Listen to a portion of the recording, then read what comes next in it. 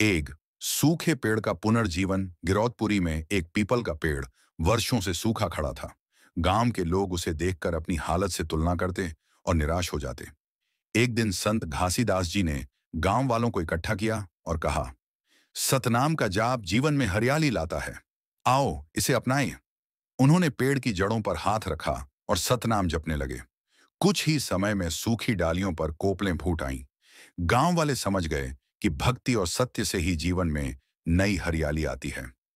समानता का भोज। एक अमीर जमींदार ने संत घासीदास जी को घर पर भोजन के लिए बुलाया, लेकिन शर्त रखी कि वे ऊंची जात के लोगों से अलग बैठकर खाएं। संत जी ने मुस्कुराकर कहा, अगर भगवान ने सभी को समान बनाया है तो भोजन में भेदभाव क्यों? उनके वचनों से जमींदार इतना प्रभावित हुआ कि उसने जात पात छोड़ दी और सभी को एक साथ भोजन कराया। नशा छोड़ने का व्रत। गांव में शराब पीने की आदत बहुत फैली थी। संत जी ने सभा बुलाकर कहा, जो नशा करता है वह अपने परिवार और आत्मा दोनों को दुख देता है।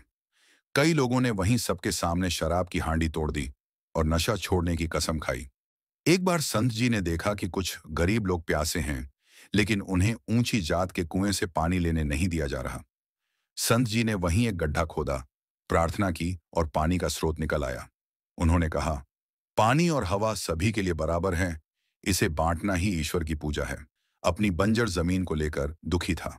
संत जी ने उसे मेहनत, ईमानदारी और सतनाम जाप का मार्ग बताया। कुछ वर्षों में वही जमीन हरी भरी हो गई। किसान ने कहा, बाबा, आपके आशीर्वाद से चमत्कार हुआ। संत जी ने उत्तर दिया, चमत्कार मेहनत और विश्वास का फल है। जीवन के अंत में संत जी ने अपने शिष्यों से कहा, जब तक सत्य के मार्ग पर चलोगे तब तक कोई तुम्हें गिरा नहीं सकता। फिर उन्होंने शांत भाव से सतनाम का जाप करते हुए देह त्याग किया।